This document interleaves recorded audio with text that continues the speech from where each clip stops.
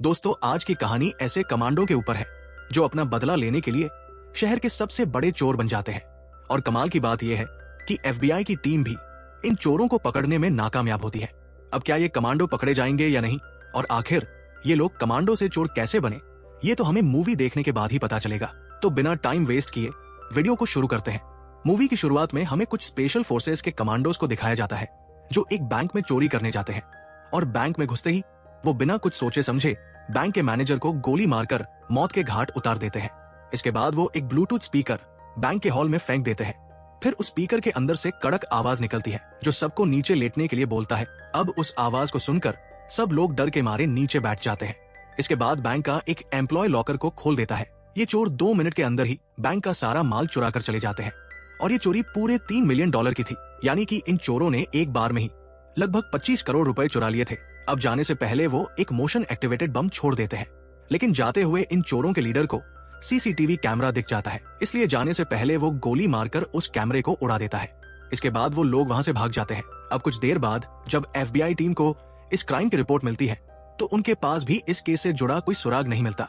उन लोगों के पास बस एक ही एविडेंस था, मोशन बॉम्ब पर लगा हुआ एक फिंगरप्रिंट, और उस फिंगरप्रिंट के अलावा चोर कोई भी सबूत छोड़कर नहीं गए थे। अब एफबीआई ऑफिसर जॉनेथन को समझ नहीं आता कि जब वो लोग आसानी से चोरी करके भाग सकते थे तो उन्होंने बैंक के मैनेजर को क्यों मारा। अब उन चोरों का मकसद चोरी करना था या कुछ और, ये सब जानने के लिए जॉनेथन अपनी टीम से सारे एविडेंस ध्यान से ढूंढने के लिए कहता है। तभी रोसी नाम की ऑफिसर उसे बताती है कि हमारे यहाँ आने से पहले ही पुलिस सेंसर बम को लेकर जा चुकी है। ये बात सुनकर जॉनेथन को काफी गुस्सा आता है, इसलिए वो सीधा पुलिस स्टेशन पहुंच जाता है, जहां वो रायन नाम के पुलिस ऑफिसर से मिलता है और उससे कहता है कि जब ये केस एफबीआई का है तो पुलिस इसमें क्या कर रही है।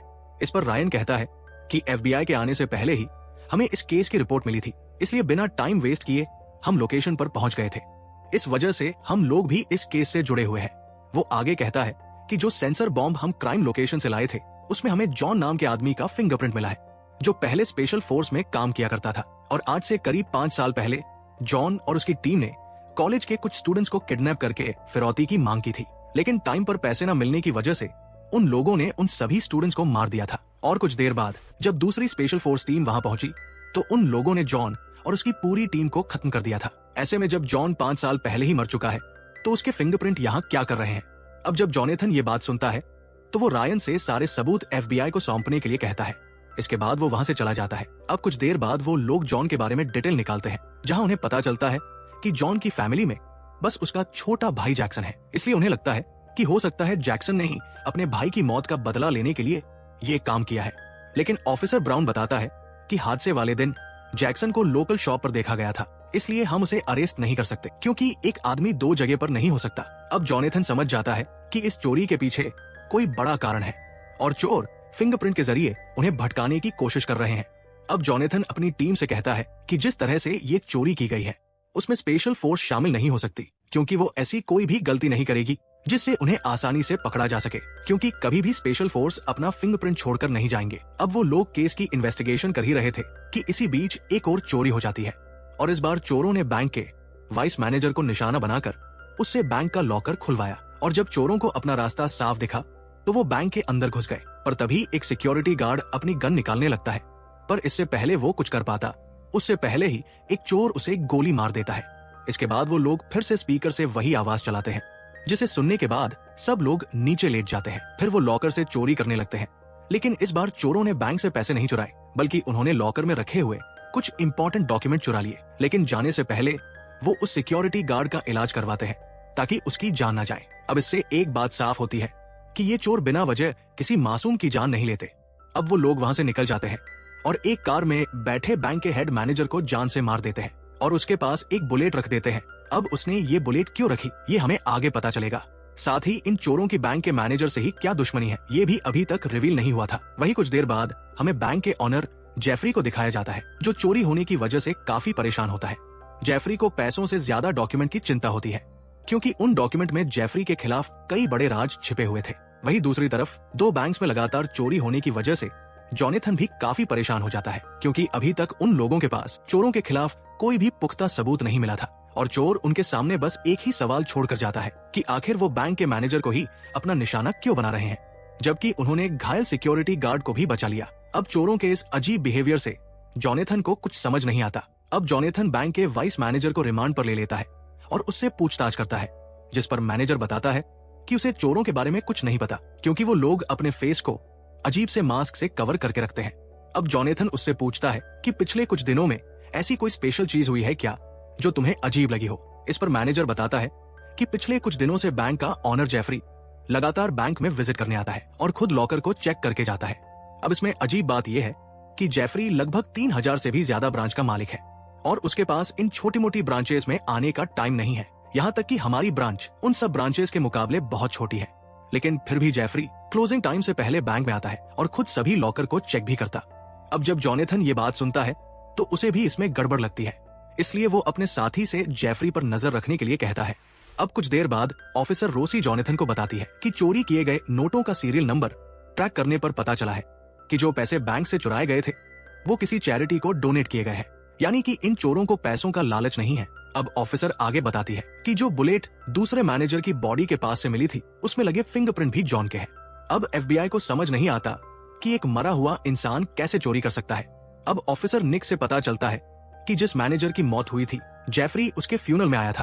अब इस तरह की चीजें देखकर जॉनेथन का शक बढ़ने लगता है। वहीं दूसरी तरफ हेडक्वार्टर में जॉनेथन को एक फाइल मिलती है जो किसी अनजान शख्स ने उसके लिए भेजी थी। अब उस फाइल को खोलने पर उसके अंदर से कुछ फोटो मिलती है जो जेफरी और शहर के सबसे बड़े नेता की थी और उन दोनों को देखने पर साफ पता चल रहा था कि ये दोनों एक दूसरे के काफी करीब है।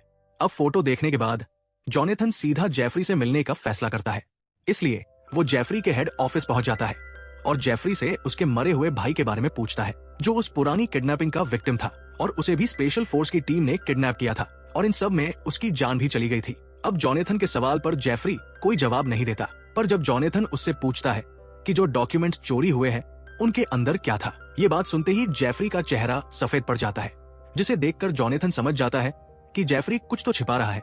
पर इससे पहले जॉनेथन उससे कुछ और पूछ पाता, उससे पहले ही जेफरी सिक्योरिटी गार्ड बुलाकर जॉनेथन को वहां से बाहर भेज देता है। इसी बीच चोर अपनी तीसरी चोरी करने के लिए हेड ऑफिस पहुंच जाते हैं, क्योंकि इस बार उनका निशाना जेफरी का हेड ऑफिस होता है। अब वो लोग बैंक की लॉबी तक पहुंच जाते हैं और इसी टाइम जेफरी के सिक्योरिटी गार्ड भी जॉनेथन को ऑफिस से बाहर लेकर जा रहे थे। और इसी बीच जॉनेथन की नजर चोरों पर पड़ जाती है और वो सबको नीचे झुकने के लिए कहता है, जिस वजह से ऑफिस के लोग पैनिक हो जाते हैं और बैंक में भगदड़ मच जाती है। पर मौके का फायदा उठाकर एक चोर सिक्योरिटी गार्ड को पकड़ लेता है। अब एफबीआई की टीम भी अलर्ट हो जाती है और चोरों पर फायरिंग शुरू कर देती है। जॉनेथन भी एक चोर को गोली मार देता है। इसके बाद वो घायल सिक्योरिटी गार्ड को वहां से ले जाता है और वापस आकर दोबारा से लड़ना शुरू कर देता है। पर इस बार चोर उस पर भारी पड़ रहे थे और तब तक चोर अपना काम पूरा कर चुके थे, क्योंकि उनका मकसद जेफरी को पकड़ना था। और अब वो लोग जेफरी के पास आ जाते हैं और वो जेफरी पर हमला करने ही वाले थे, पर एक सिक्योरिटी गार्ड जेफरी के सामने खड़ा हो जाता है। अब चोर उससे हटने के लिए कहता है, पर सिक्योरिटी गार्ड वहां से नहीं हटता, इसलिए मजबूरी में आकर चोर उस गार्ड को जान से मार देता है। अब जब दूसरा चोर ये देखता है तो वो हमला करने वाले चोर पर गुस्सा करते हुए कहता है कि ये तुमने क्या कर दिया, हमारा निशाना बस जेफरी है, हम किसी की जान नहीं ले सकते। अब इससे पहले वो लोग जेफरी को लेकर वहां से जा पाते या फिर जेफरी को जान से मार पाते, तभी जॉनेथन वहां आ जाता है और एक चोर पर गोली चला देता है। इसके बाद वो दूसरे चोर को बंदी बना लेता है, पर तभी एक और चोर एक लड़की को बंदी बनाकर जॉनेथन से अपने साथी के बदले उस लड़की को छोड़ने की डिमांड करता है। अब जॉनेथन जानता था कि अगर उसने इस चोर को छोड़ दिया तो वो उसे भी मार देंगे, पर चोर उसे दिलासा देता है कि वो किसी को नुकसान नहीं पहुंचाएंगे। अब जॉनेथन भी उस पर विश्वास करके उसके साथी को छोड़ देता है। इसके बाद उन चोरों को जेफरी के बिना ही वहां से जाना पड़ता है। अब कुछ देर बाद एफबीआई पूरे क्राइम सीन को पूरी तरह से सील कर देती है और एविडेंस ढूंढने लगती है, पर इस बार भी उनके हाथ कुछ नहीं लगता। यानी कि एक बात तो साफ थी कि ये चोर बहुत सटीक तरीके से अपना काम कर रहे थे और पकड़े जाने का एक भी सबूत अपने पीछे नहीं छोड़ रहे थे। अब ये सब देखकर एफबीआई टीम पूरी तरह से निराश हो जाती है। अब अगले दिन जॉनेथन को एक और फाइल मिलती है, लेकिन इस फाइल में इस बार जेफरी के खिलाफ वो सारे सबूत थे जिन्हें जेफरी छुपा रहा था। अब उस फाइल के जरिए पता चलता है कि 5 साल पहले जो किडनैपिंग हुई थी उस किडनैपिंग में जेफरी का ही हाथ था, क्योंकि उसका मकसद था कि उसके परिवार की प्रॉपर्टी का कभी कोई बंटवारा ना हो। लेकिन जेफरी का एक छोटा भाई भी था, जिस वजह से कभी ना कभी तो प्रॉपर्टी का बंटवारा होगा ही। इसलिए जेफरी ने अपने भाई को रास्ते से हटाने का एक प्लान बनाया, जिसमें उसने बड़े ऑफिसर को घुस देकर आतंकवादियों को पकड़ने की एक झूठी लीक दी, जिसके बाद स्पेशल फोर्स को तुरंत वहां भेज दिया गया। अब स्पेशल फोर्स को लग रहा था कि वो असली आतंकवादी को पकड़ रहे हैं, इसलिए उन्होंने बिना सोचे समझे उन सभी स्टूडेंट्स को मार दिया। और कुछ देर बाद एक और स्पेशल टीम वहां आती है और वो जॉन के साथ साथ उसकी पूरी टीम को भी मारकर चले जाते हैं। अब जो स्टूडेंट मारे गए थे उनमें जेफरी का भाई भी शामिल था, जिस वजह से उसके मरने के बाद प्रॉपर्टी का सारा हिस्सा जेफरी के नाम हो गया। इसके बाद उसने कुछ और बड़े ऑफिसर को पैसे खिलाकर इस हादसे का जिम्मेदार जॉन और उसकी टीम को ठहरा दिया। साथ ही उसकी टीम को गद्दार घोषित करवा दिया ताकि जेफरी का क्राइम छुप जाए। और जिन बैंक के मैनेजर को चोरों ने मारा था वो सब पहले जॉन की स्पेशल फोर्स में ही काम किया करते थे और उन लोगों ने भी जेफरी से हाथ मिला लिया था। साथ ही उन लोगों ने जॉन और उसकी टीम के खिलाफ झूठी गवाही भी दी और कुछ टाइम बाद जेफरी ने उन लोगों को अपने ही बैंक की ब्रांच का मैनेजर बना दिया। जेफरी को लगा था कि उसके गुनाह कभी भी सामने नहीं आएंगे, पर अब उसके खिलाफ सारे सबूत मिल चुके थे। अब थोड़ा और डिटेल रिसर्च करने के बाद जॉनेथन को ये भी पता चलता है कि ये चोर और कोई नहीं बल्कि स्पेशल फोर्स के ही ऑफिसर है जो पहले स्पेशल फोर्स में काम किया करते थे। पर जेफरी की वजह से इन लोगों ने अपने ही साथियों को मार दिया था और जब इन्हें सच्चाई का पता चला तो इन्होंने जेफरी से बदला लेने का फैसला किया। यही वजह है कि इन लोगों ने अपने टारगेट के अलावा किसी और को नुकसान नहीं पहुंचाया। अब जॉनेथन को सारा मामला समझ आ जाता है। वही अब मीडिया में भी जॉन और उसकी टीम को इंसाफ दिलाने की बातें शुरू हो गई। जब ये खबर जेफरी ने देखी तो वो यहाँ से भागने की प्लानिंग करने लगता है। अब जॉनेथन भी जेफरी के अगले कदम से वाकिफ था, इसलिए वो ऑफिसर विल्सन से कहता है कि जेफरी के नाम पर अगर कोई फ्लाइट बुक है तो उसकी डिटेल निकालो। अब विल्सन अपने काम पर लग जाता है। तभी जॉनेथन को पता चलता है कि ऑफिसर ब्राउन भी स्पेशल फोर्स का ऑफिसर हुआ करता था और बाद में उसने स्पेशल फोर्स की नौकरी छोड़कर FBI ज्वाइन कर ली थी। और उन चोरों का मास्टरमाइंड भी ऑफिसर ब्राउन ही है। वो शुरू से इन चोरों के बारे में जानता था और वो ही उनको गाइड कर रहा था। और इस तरह हमें पता चलता है कि आखिर ये सारे कमांडो चोर कैसे बने। अब ये सब जानकर जॉनेथन ऑफिसर ब्राउन को भी पकड़ने का ऑर्डर दे देता है। वहीं दूसरी तरफ जेफरी अपने हेलीकॉप्टर के जरिए देश छोड़कर भाग जाता है। ब्राउन उसके ऊपर फायरिंग करता है पर तब तक वो वहां से जा चुका था। इसी बीच विल्सन वहां आ जाता है क्योंकि उसे भी जेफरी के भागने की खबर मिल गई थी, पर उसे अंदाजा नहीं था कि ब्राउन पहले से वहां होगा। इसलिए वो ब्राउन से कहता है कि तुम ये क्या कर रहे थे, पर ब्राउन कुछ नहीं कहता। तभी ब्राउन के आदमी वहां आ जाते हैं और विल्सन को चारों तरफ से घेर लेते हैं। अब विल्सन को भी समझ आने लगता है कि इन सब के पीछे ब्राउन भी शामिल है, इसलिए वो ब्राउन पर हमला कर देता है, पर वो लोग विल्सन को ही घायल करके भाग जाते हैं। अब कुछ देर बाद जब जॉनेथन वहां आता है तो उसे घायल विल्सन के अलावा कोई नहीं मिलता। अब ये सीन यहीं पर कट हो जाता है और हमें एक हफ्ते बाद की कहानी दिखाई जाती है जहां जॉनेथन को पता चलता है कि जेफरी इस वक्त कहां पर है। दरअसल जेफरी देश छोड़कर मेक्सिको आकर छिप गया था। अब जॉनेथन उसके पास जाता है पर जेफरी उल्टा उसे धमकी देता है कि अगर तुमने मुझे नुकसान पहुंचाया तो तुम भी यहाँ से जिंदा बचकर नहीं जाओगे। पर जॉनेथन को उसकी धमकी से कोई फर्क नहीं पड़ता, इसलिए वो मौका मिलते ही जेफरी के ऊपर हमला कर देता है, जिस वजह से वहां भगदड़ मच जाती है। अब जेफरी के गार्ड जॉनेथन को मारने ही वाले थे, पर इसी बीच ब्राउन वहां आ जाता है और गार्ड को शूट कर देता है। इसके बाद वो जॉनेथन पर भी बंदूक तान देता है। ये देखकर जॉनेथन भी उस पर गन तान देता है, पर वो दोनों एक दूसरे को शूट नहीं करते क्योंकि जॉनेथन को भी लगता है कि ब्राउन ने अपने साथियों की मौत का बदला लेकर कहीं ना कहीं ठीक ही किया था। अब ब्राउन वहां से जाने लगता है। वो अपनी किस्मत जॉनेथन के हवाले कर देता है कि वो उसे जिंदा छोड़ना चाहता है या उसे मारना चाहता है, क्योंकि उसने तो अपना बदला लेकर अपने दिल का बोझ हल्का कर लिया था और अब उसकी जान भी जाती है तो ब्राउन को उसकी परवाह नहीं है। पर जॉनेथन ऐसा कुछ नहीं करता, वो बस ब्राउन को जाता हुआ देखता है और इसी के साथ हमारी ये मूवी यहीं पर खत्म हो जाती है। उम्मीद है दोस्तों आपको ये मूवी पसंद आई होगी। ऐसी और भी मजेदार वीडियो देखने के लिए हमारे चैनल को सब्सक्राइब करना मत भूलना। मिलते हैं अगली वीडियो में। राधे राधे।